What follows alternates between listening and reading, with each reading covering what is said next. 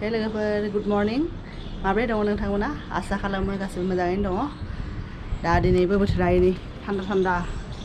फार्स्टआवथ' फुङाव एसे माबामोन सान्दुं ओंखारदोंमोन नाथाय दा पुरा अख्राङानो नै जोमै खोबजोब्बाय अखा हाबाथ' मोजांनो मोनगोन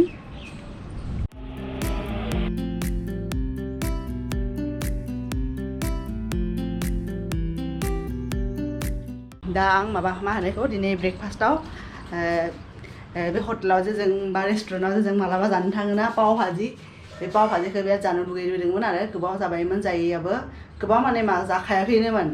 दा ओंखायनो आं माने मा होनो दिनै एसे न'आवनो ट्राइ खालामनो सानदों आरो बाराथ' आं माने मा होनो आवगायावबो बारा जेनेबा बानायफेराखै पाव भाजीखौ खिन्थु आं मोजां मोनो आरो गुवाहाटीयाव जेब्ला हस्टेलाव थायोमोन ना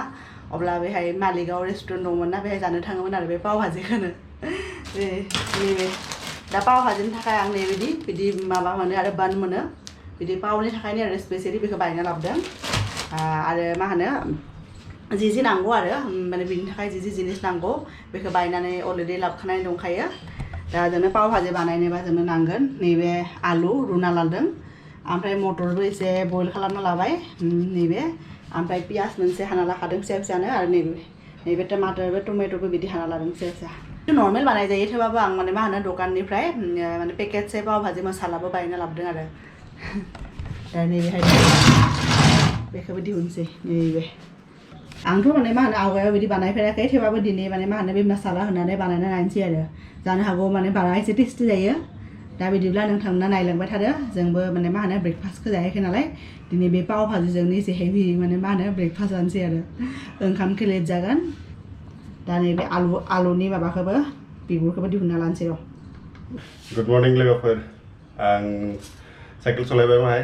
एक्सारसाइज खालामबाय स्ल'आवनो साखा होयो साइकेलखौ सालायनो बियो खिन्थु बेनिफ्राय दा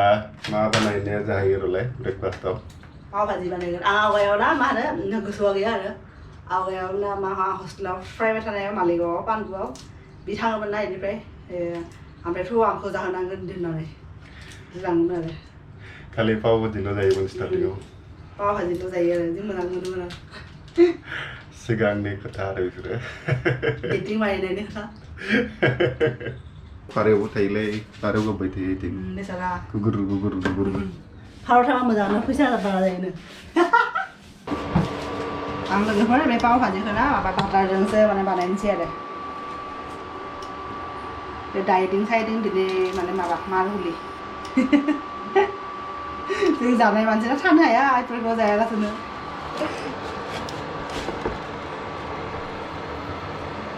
दा जोंना नैबे पेनाबो गुदुं जाबाय बाटारा गलिलांबायना दा ओंखायनो बे पियाजखौ एवना लानोसै आरो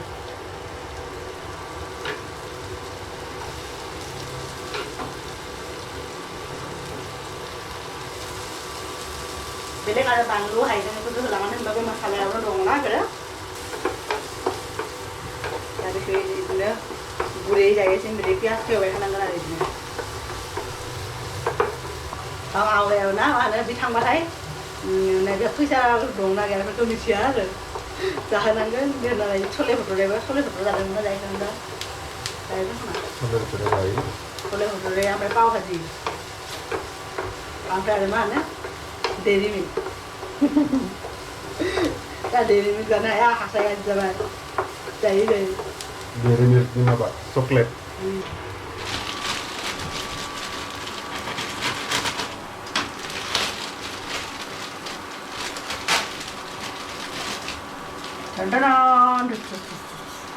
मोनथाम जाबाय सासेनि नैबे मोनथाम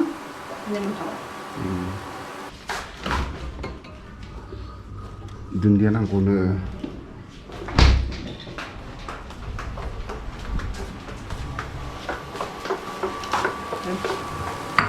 बिराद थान्दा बार फैगासिनो खिन्थु जेब्लानि फुङाव सिखारदोंमोन ना पुरा सान्दुङानो हां बिदि ओंखारना दंमोन आरो सान्दुंबा दिनै एसेबां गरम जागोन बिदि होननानै दा नाथाय दुगैखांनायनि उनाव जि मोजां थान्दा बार फैगासिनो आरो नायनि पियाजआ एसे गोजा जाहांबायना दा बे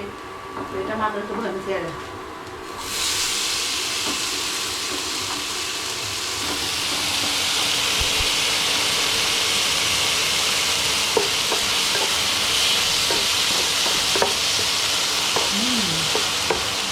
दा बेखौबो बिदिनो एसे आरो एवबाय थानांगोन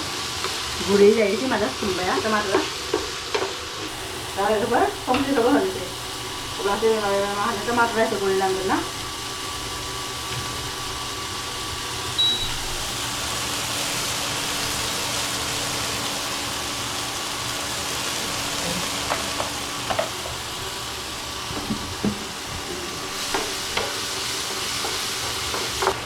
संख्रि होबा नांगोन ना दा बिदिनो आरो बाटार होना लानोसै बेखौबो मिक्स जाय जेसेबां मोजां मोनो आरो बाटार एसेबां होबानो जाबाय खायफायाथ' मोजां मोना ओरैनो एसे जास्ट माने गुदुं खालामना लाबानो जायो आरो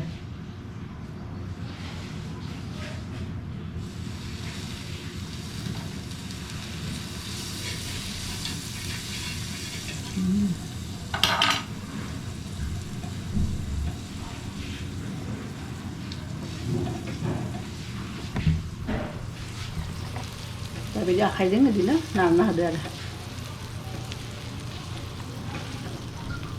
ओमफ्राय बिदि बेलथायनाबो होदो आरो इनि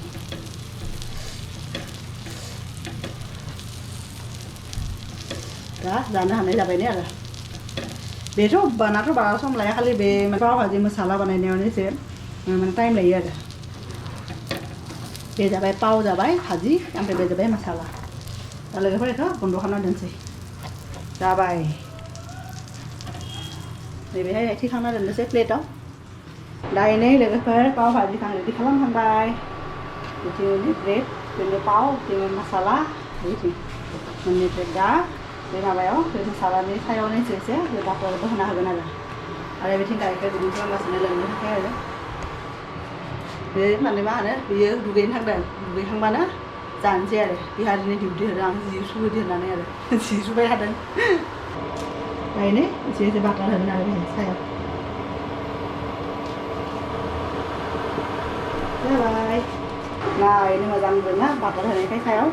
ओरैनो बिथिंबो ओरैनो इट्स लुक भेरि याम्मी लोगोफोर जोंना पाव भाजिया जाबाय दा जों जानोसै दायनो माबायदि नुदों खोन्थाहरलाय नोंथांमोना एक्जेक्ट' माने रेस्टुरेन्ट बायदिथ' जानाय नङा थेवबाबो आरो गाव बानायनाय मोजाङानो जाखादों जाना नायनोसै दा दे जालाय बिदि निम्बुखौ रोसिखौ एसे माबा खालामनानै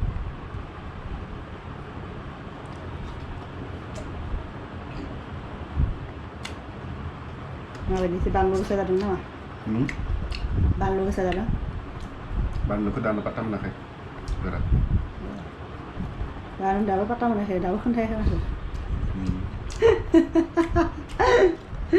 बियो खेबानो मा होनो मोननै बायदि जाबाय थेवबो पात्ता मोनाखै आरो माबायदि जादों बापरे सालाया मा टेस्टलेस जाना दङ नामा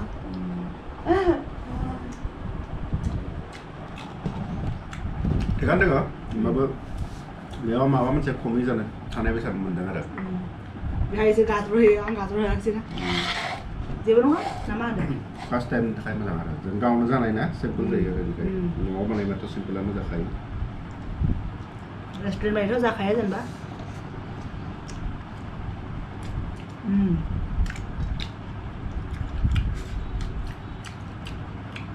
बे माबाया मसालाया मोजां जादों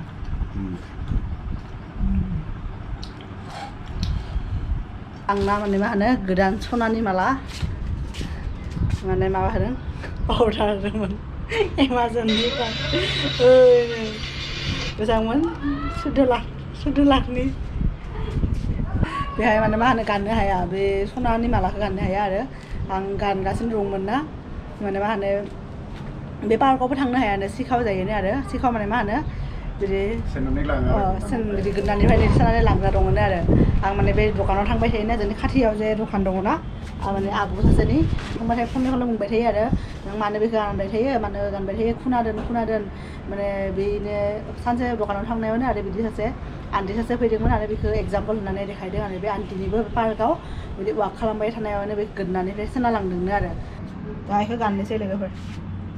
अरिजिनेलखौथ' गाननो हाया नकलिखौनो गाननोसै आरो मोजां नुदों माथो बेबायदि आसलि बानायनांगोन र' मोजां नुदों दिनैनिफ्राय बेखौनो गानबाय थानोसै दे नखुनिखौनो सोरबा जुदि पार्कआव बिसोर खावना लांबाबो मोनगोन सालाफ्रा बिराद मोजां बार बारगासिनो बेयावनो एसे जिरायनोसै दाथ' जाना लाबायनो पुरा हेभि ना एसे लेटसो जागोन ना ओंखामखौ दिनै मोनाबिलियावसो जागोन पुरा बार नै आरो जोंना मा नांदों होनदोंमोन निम्बु कापेट ini मा गल निम्बुनि खोमा ने बेनि जोंसो जाबाय थायो निम्बु बे निम्बुनि बेगर गोलैदोंमोन खोमा रज'दों इनि जि मोजांनो लोगोफोर जोङो फैदोंमोन बे मबाइलनि दखानाव फन हरनायाव बिसोर रिसिभ खालामाखैमोन नालाय ओंखायनो खुला दङ होनना फैबाय दा बन्द आरो दिनैथ' खुलिनाय नङा बायदि मोनदों आरो दाथ' 12थानो जाबाय ना मैया टाब लायनो थांदोंमोन मोनाखिसै दा आरोबाव मोनो नामा नायग्रोनि र' लामा लामा बिदिनो आरो खामानिया जाबाथाय मोजां जागौमोन दा खामानियासो जायाखैना ओरैथिं थाइजौ ओरैथिं जाम दङ ओरैथिं जाम भैया पाव कितने का है कम नहीं होगा 30 का पाव लगा दूंगा भैया 30 का दे दो एक पाव दे दो ये कहाँ से लेके आते हो भैया मंडी से आं नै जाम बायना लाबाय जामबो जानांगौना बिदि गोलोम बोथोराव एक पवा लाबाय आरो 30 रांनि बेखौ संख्रि आरो एसे थाव फोननानै जागोन आरो न'आव थांनानै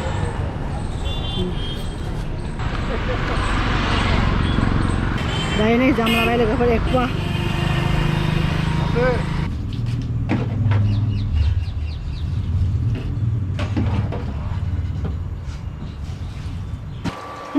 दावहा नांगासिनो दं साराय सिङाव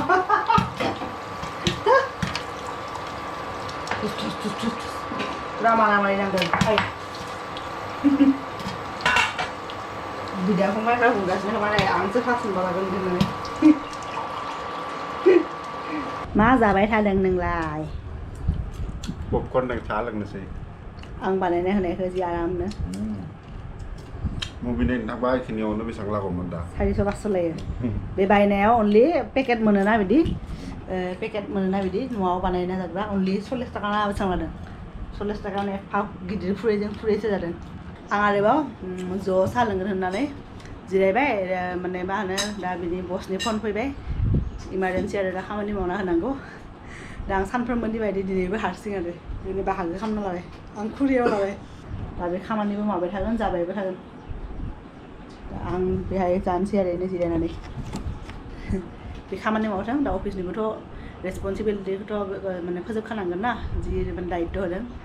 दा लोगोफोर दिनैनि थाखाय एसेनोसै